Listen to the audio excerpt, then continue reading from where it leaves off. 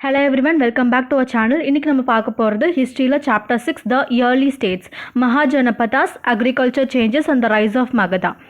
அதாவது ஆரம்ப கால அரசுகள் எப்படி உருவாச்சு அப்படின்றத பற்றி நம்ம இங்கே பார்க்க போகிறோம். ஸோ இப்போ ஜஸ்ட் நீங்கள் யோசிச்சு பாருங்கள், ஆரம்பத்தில் மனுஷங்க சின்ன சின்ன கிராமங்களாக குடும்பங்களாக வாழ்ந்துட்டு இருந்தாங்க. ஆனால் நாளடைவில் மக்கள் தொகை அதிகமாகி நிலத்துக்காகவும் அதிகாரத்துக்காகவும் போட்டி வர ஆரம்பிச்சுது. எப்படி ஒரு சாதாரண பஞ்சாயத்து அதுக்கப்புறம் பெரிய மாநகராட்சியாக மாறுதோ அதே மாதிரி தான் சின்ன சின்ன பழங்குடி சமூகங்கள் ஜனா அப்படின்றது பெரிய பெரிய பேரரசுகளாக மகாஜனபதாஸாக மாற ஆரம்பிச்சுது அப்படின்றது தான். ஓகே, ஸோ இதில் நம்ம overview Mahajanapadas agriculture changes the rise of Magadha இது எல்லாத்தையும் நம்ம பார்க்க போகிறோம். வாங்க சாப்டருக்குள்ளே போகலாம். From Janapadas to empire. Understanding the political, agricultural and socio-economic landscape of India 2500 to 3000 years ago. சுமார் 2500 முதல் 3000 வருஷங்களுக்கு முன்னாடி இந்தியாவில் அரசியல், விவசாயம் மற்றும் சமூக பொருளாதார கட்டமைப்பில் என்ன மாதிரியான பெரிய மாற்றங்கள் நடந்துச்சு அப்படின்றத நம்ம பார்க்க போகிறோம். ஸோ ஃபார் எக்ஸாம்பிள் ஜனா அப்படின்னு எடுத்துக்கிட்டிங்கன்னா, ஆரம்ப காலத்தில் மக்கள் ஒரு கூட்டமாக பழங்குடியனாக வந்து அலைஞ்சு தெரிஞ்சாங்க. ஜனபதா அப்படின்னு எடுத்திங்கன்னா, ஜனா அப்படின்னா மக்கள்னு பார்த்தோம், பதா அப்படின்னா கால் வைக்கும் இடம். மக்கள் ஒரு குறிப்பிட்ட இடத்துல நிலையாக செட்டில் ஆகி விவசாயம் பண்ண ஆரம்பித்தப்போ அது ஜனபதா அப்படின்னு மாறிச்சு. நம்ம ஊரில் ஒரு சின்ன கிராமம் அல்லது டவுன் இருக்கு இல்லையா, அந்த மாதிரி. எம்பையர்னா பேரரசு. இந்த ஜனபதாக்கள் தங்களோட எல்லையை விரிவுபடுத்தி பெரிய இராணுவத்தோடு ஒரு பெரிய மாநிலமாவோ இல்லை நாடாவோ மாறும்போது அது பேரரசு எம்பையரா ஆகுது.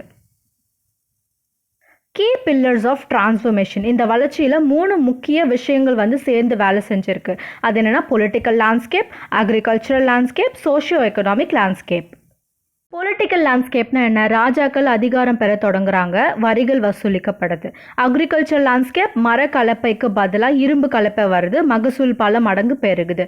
சோஷியோ எக்கனாமிக் லேண்ட்ஸ்கேப்ன்றது நகரங்கள் உருவாகுது, வியாபாரங்கள் வந்து சூடு பிடிக்கிறது. Janapadas settling the land. Settling down.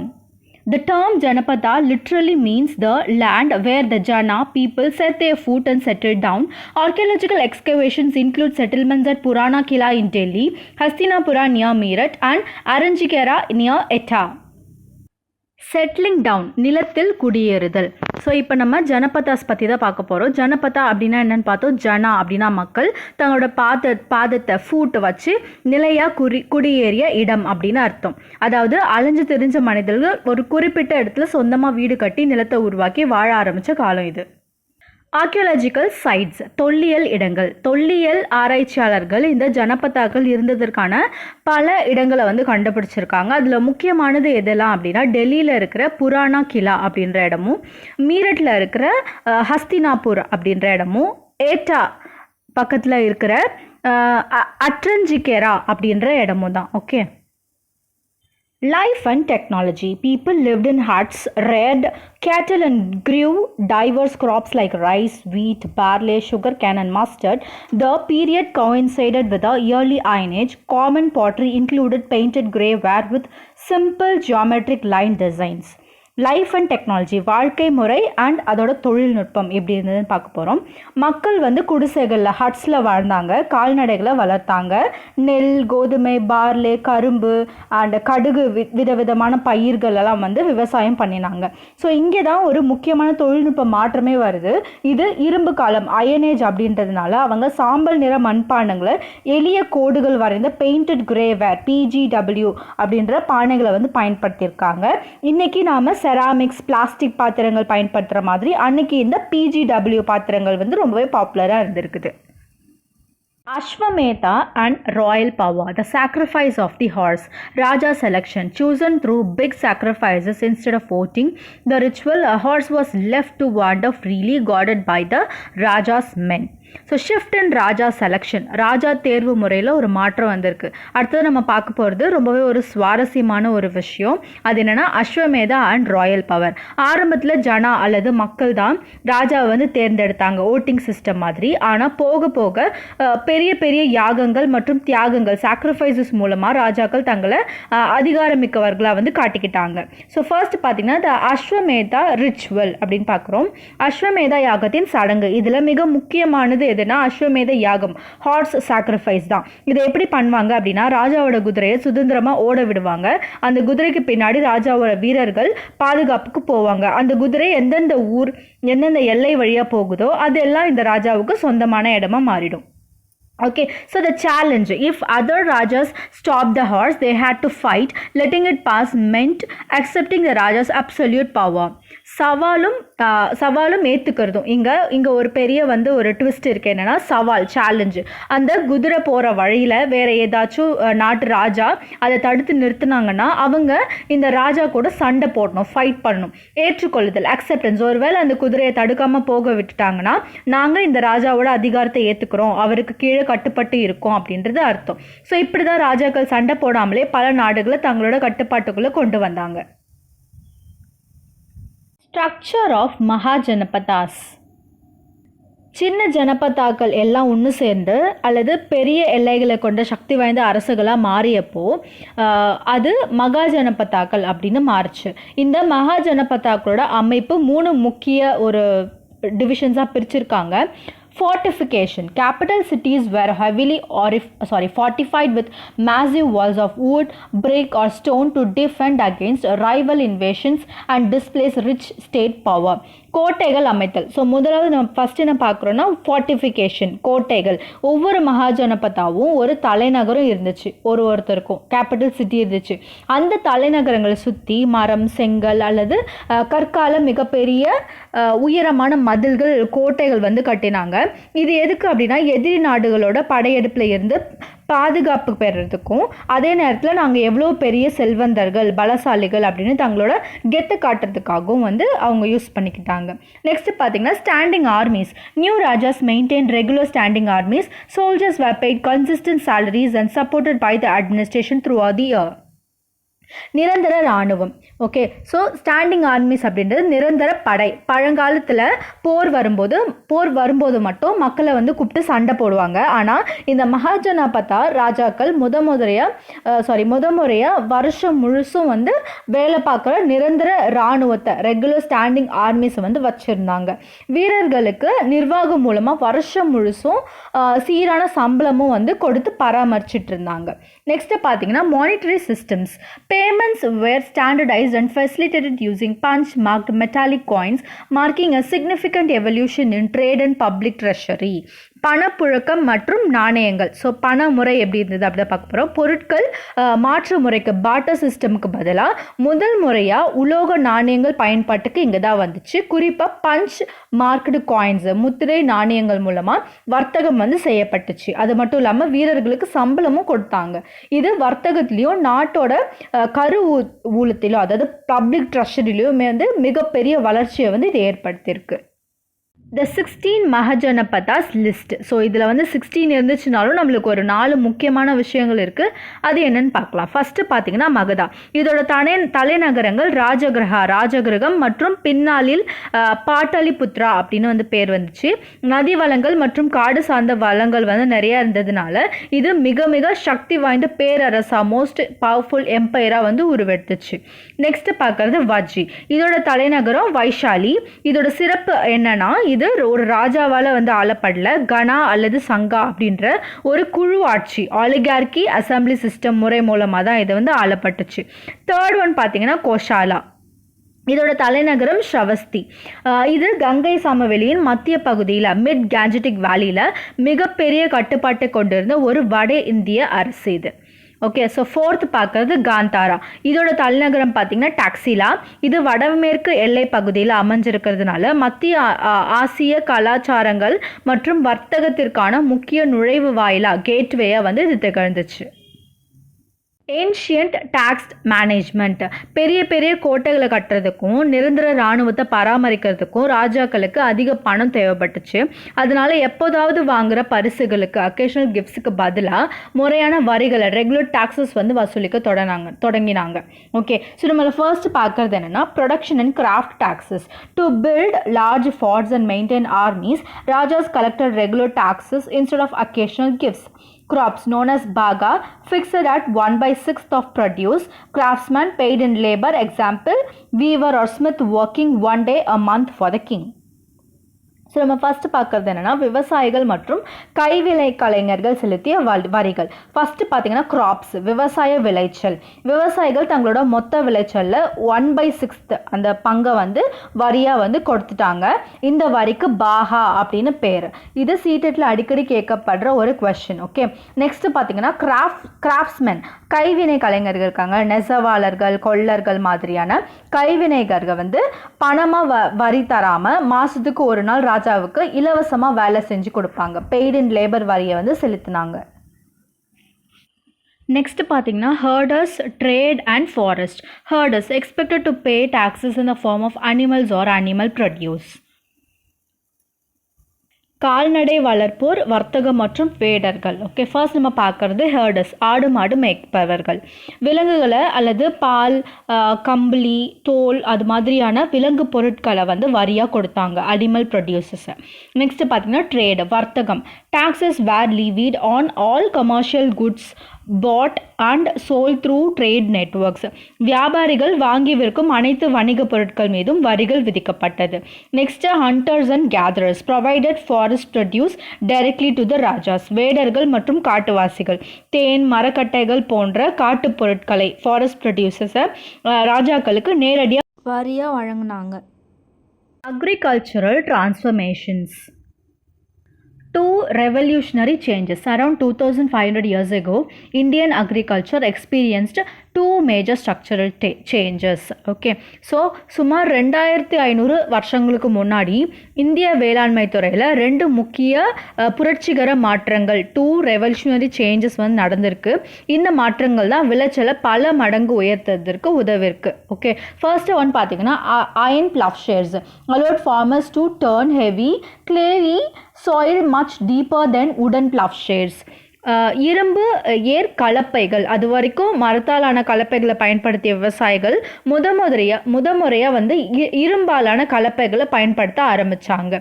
இது மூலமாக களிமண் நிறைந்த கடினமான நிலங்களை கூட மிக ஆழமாக உழறதுக்கு முடிஞ்சது, டீப்பர் ப்ளஃபிங்க்கு முடிஞ்சிருக்கு. இதனால் நிலத்தோட வளம் அதிகரித்து பயிர்கள் நல்லா வளர்கிறதுக்கு தொடங்கியிருக்கு.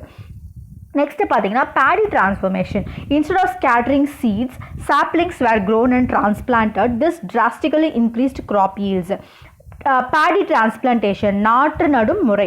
முன்னாடியெல்லாம் நிலத்தில் விதைகளை சும்மா தூவி விடுவாங்க, ஸ்கேட்ரிங் சீட்ஸ் பண்ணுவாங்க. அதனால பாதி விதைகள் வந்து முளைக்காமல் வீணாயிடும். ஆனால் இந்த காலகட்டத்தில் முதல்ல விதைகளை வந்து தனியாக முளைக்க வச்சு அதை நாற்றுகளாக வந்து பிடுங்கி வயலில் நடுறது, அதாவது டிரான்ஸ்பிளான்டிங் சாம்பிளிங்ஸ் முறையை வந்து கண்டுபிடிச்சிருக்காங்க. இதனால செடிகள் அதிக அளவு பிழைச்சி நெல் விளைச்சல் மிக அதிக அளவில் அதிகரிச்சுது. Drastically increased crop yields. Okay, அடுத்து பார்த்தீங்கன்னா 1/6 fixed bhaga crop tax share, வரி வசூலுடன் தொடர்பு. இந்த மாதிரி விளைச்சல் அதிகரிச்சதுனால அரசாங்கத்தாலையும் நிலையான வரியா 1/6 பங்கு ஃபிக்ஸட் பாகாவா விளைச்சலை வந்து வசூலிக்க முடிஞ்சிச்சு. Magadhan Empire rise. Geographical supremacy. Magadha emerged as the most powerful Mahajanapada within 200 years. Rivers like Ganga and Son provided exceptional transport, water supplies and fertile agricultural land. Abundant iron ore mines in the region were utilized to forge sharp tools and weapons. Dense local forests supplied wild elephants for military divisions and timber for building royal chariots. மகதாவோட அறிமுகம் தான் மேலே பார்க்க போகிறோம். 16 மகாஜனபதாக்களில் சுமார் 200 ஆண்டுகளில் மிக மிக சக்தி வாய்ந்த பேரரசா, மோஸ்ட் பவர்ஃபுல் மகாஜனபதாஸா உருவெடுத்தது இந்த மகதா தான். மகதா இவ்வளோ பெரிய வலிமையான அரசா மாறதுக்கு முக்கிய காரணம் என்னன்னா அதோட புவியியல் மேன்மை, ஜியாகிரபிக்கல் சுப்ரீமசி தான். ஃபர்ஸ்ட் நம்ம என்ன பார்க்குறோம்னா ரிவர்ஸ் அண்ட் அக்ரிகல்ச்சர், அதாவது நதிகளும் விவசாயமும். ஸோ முதலாவது நம்ம பார்க்கறது கங்கா மற்றும் சோன் நதிகள். கங்கை மற்றும் சோன் ஆகிய இரு முக்கிய நதிகள் மகதா வழியா பாஞ்சது. இதனால போக்குவரத்து வசதி, டிரான்ஸ்போர்ட், குடிநீர் மற்றும் பாசன நீர், வாட்டர் சப்ளைஸ் தாராளமாக கிடைச்சது. முக்கியமாக நதிக்கரை நிலங்கள் மிக வளமானதாக, அதாவது ஃபர்டைல் லேண்டாக இருந்ததுனால விவசாயம் செழித்து வளர்ந்துச்சு. நெக்ஸ்ட் ஒன் பார்த்திங்கன்னா அயன் ஓர் அண்ட் ஃபாரஸ்ட், இரும்பு தாது மற்றும் காடுகள். ஓகே, மகதா அமைந்திருந்த பகுதியில் வந்து இரும்பு தாது சுரங்கங்கள், அயனோர் மைன்ஸ் அதிகமாக இருந்துச்சு. இதை பயன்படுத்தி கூர்மையான ஆயுதங்களையும் விவசாய கருவிகளையும் வந்து தயாரிச்சிருக்காங்க. அங்கே இருந்த அடர்ந்த காடுகள்ல இருந்து யானைகளை, எலிஃபண்ட்ஸை பிடிச்சு தங்களுடைய படைப்பிரிவில், மிலிட்ரி டிவிஷன்ஸில் வந்து சேர்த்துக்கிட்டாங்க. அதோடு ரதங்கள் மற்றும் கோட்டைகள் கட்ட தேவையான மரங்களும், டிம்பர்ஸும் இந்த காட்டில் இருந்து தான் வந்து அவங்களுக்கு கிடைச்சிருக்குது. Vajji, Ghana and assemblies. The Sangha oligarchy. Unlike monarchical Magadha, Vajji was governed as a Ghana or Sangha. Thousands of rulers operated simultaneously, each called a Raja. They performed rituals and debated policy decisions collectively in assemblies. Vajji ஆட்சி முறை அறிமுகம். ஒற்றை மன்னரால் ஆளப்பட்ட மகதா மாதிரி இல்லாமல் வைஷாலியை தலைநகரமாக கொண்ட இந்த வஜ்ஜி ஒரு கானா அல்லது சங்கா முறையில் வந்து ஆளப்பட்டது. அதாவது இது ஒரு குழு ஆட்சி, ஆலிகார்கி சிஸ்டமாக இருந்துச்சு. இதில் multiple Raja's and assembly debates வந்து இருக்கும். பல ராஜாக்களும் சபை விவாதங்களும் இருக்கும். இதோட ஆட்சி முறையோட சிறப்பு அம்சங்கள் என்னென்னா, இங்கே ஒரே ஒரு ராஜாவுக்கு பதிலாக ஆயிரக்கணக்கான ஆட்சியாளர்கள் வந்து இருந்தாங்க. அவங்க ஒவ்வொருத்தரும் ராஜா அப்படின்னு தான் அழைக்கப்பட்டாங்க. இந்த ராஜாக்கள் அனைவரும் ஒன்றாக இணைந்து வழிபாடுகளையும் சடங்குகளையும் வந்து நடத்தியிருக்காங்க. முக்கியமான கொள்கை முடிவுகள், போர்கள் அல்லது பேச்சுவார்த்தைகளை சபைகள், அசம்பிளிஸில் கூட்டாக விவாதித்து முடிவெடுத்திருக்காங்க. நெக்ஸ்ட் பார்த்தீங்கன்னா democratic limitations. Debates and state actions were strictly determined inside these collectively councils. However, social hierarchy was rigid. Women, dasas and kamakrakas were strictly barred from participating in these democratic assemblies. ஜனநாயக அமைப்பின் வரம்புகள். ஆனால் இந்த ஜனநாயக அமைப்பில் ஒரு மிகப்பெரிய limitation வந்து இருந்திருக்கு. என்னென்னா, இந்த சபைகள் விவாதங்கள் நடந்தாலும் சமூக படிநிலை, சோஷியல் ஹைரார்கி வந்து மிக கடுமையாக வந்து பின்பற்றப்பட்டுச்சு. பெண்கள், விமன், தாசர்கள் மற்றும் அடிமைகள் தசாஸ் மற்றும் நிலமற்ற கூலி தொழிலாளர்கள் காமக்கராஸ் ஆகிய மூவருக்கும் இந்த அவைகளில் பங்கு பெற முற்றிலும் அனுமதி மறுக்கப்பட்டிருக்குது. ஸ்ட்ரிக்ட்லி பேட் பண்ணியிருக்காங்க அவங்கள. Democratic Athens, early global democracies. About 2500 years ago, citizens in Athens, Greece, established a form of direct democratic governance that endurance for almost 200 years. All free male citizens over the age of 30 were recognized with full citizenship. The Central Legislative Assembly met at least 40 times a year. So, நம்ம பார்க்கறது என்னன்னா, yearly global democracies, ஆரம்ப கால உலகளாவிய ஜனநாயகம். Okay, so நம்மளோட நாட்டில் வஜ்ஜி மாதிரியான கன சங்கங்கள் இருந்த அதே காலகட்டத்தில், அதாவது சுமார் 2500 வருஷங்களுக்கு முன்னாடி கிரேக்க நாட்டோட ஏத்தன்ஸ் கிரீஸில் அந்த நகரத்தில் ஒரு நேரடி ஜனநாயக ஆட்சி முறை, டைரக்ட் டெமோக்ரஸி வந்து உருவாக்கப்பட்டுச்சு. இந்த ஆட்சி முறை கிட்டத்தட்ட 200 ஆண்டுகள் வந்து நீடிச்சிருக்குது. சிட்டிசன்ஷிப் அண்ட் அசம்பிளி, குடியுரிமை மற்றும் சட்டமன்றம் எப்படி இருந்தது அப்படின்னா, 30 வயசுக்கு மேலே சுதந்திரமான ஆண்கள் மட்டுமே முழு குடியுரிமை பெற்றவர்களாக அங்கீகரிக்கப்பட்டார்கள். இவங்களுக்கு முதன்மை சட்டமன்ற அவை கூட்டம், சென்ட்ரல் லெஜிஸ்லேட்டிவ் அசம்பிளி, ஒரு வருடத்துக்கு குறைந்தது 40 முறையாவது கூடி முக்கியமான காரியங்களை வந்து விவாதிச்சது. அடுத்தது selection process and systematic exclusions, தேர்ந்தெடுக்கும் முறை மற்றும் புறக்கணிப்புகள், நிர்வாகம் மற்றும் இராணுவ அமைப்புகள் எப்படி செயல்பட்டுச்சு அப்படின்னு தான் பார்க்க போகிறோம். Systematic exclusions. Many administrative and military positions in Athens were chosen via lottery system, and citizens were expected to serve in military forces. However, women, foreigners, and several thousand enslaved workers in mines and households were completely excluded from citizen rights. So பல அரசு நிர்வாக பதவிகளுக்கு ஆட்களை வந்து தேர்ந்தெடுக்கிறதுக்கு குலுக்கல் முறை பயன்படுத்தப்பட்டது, அதாவது லாட்ரி சிஸ்டம். குடிமக்கள் அனைவரும் கட்டாயம் இராணுவத்தில் சேர வேண்டும் அப்படின்ற எதிர்பார்ப்பு வந்து அவங்களுக்கு இருந்துச்சு. வரம்புகள், எக்ஸ்க்ளூஷன்ஸ், வஜ்ஜிய மாதிரியே இங்கேயும் பெண்கள், விமன், வெளிநாட்டவர், ஃபாரினர்ஸ் மற்றும் சுரங்கங்கள் மற்றும் வீடுகளில் வேலை செய்த ஆயிரக்கணக்கான அடிமைகள், என்ஸ்லேவ்டு ஒர்க்கர்ஸ், இவங்களுக்கெல்லாம் எந்தவித குடிமக்கள் உரிமையும் வந்து அவங்களுக்கு வழங்கப்படலை. ஓகே, இப்போ நம்ம சில ரேண்டம் PYQs பார்க்கலாம். First one, which of the following is not true for Mahajanapathas regarding the collection of regular taxes? மகாஜனபதாக்கள் காலத்தில் வசூலிக்கப்பட்ட வழக்கமான வரிகள் பற்றிய கூறுகளில் எது தவறான கூற்று, நாட் ட்ரூ அப்படின்னு கேட்டிருக்காங்க. ஓகே, ஸோ நம்ம இப்போ எதுலாம் ட்ரூ அப்படின்னு பார்த்துடலாம். ஆப்ஷன் ஏ பாருங்கள்.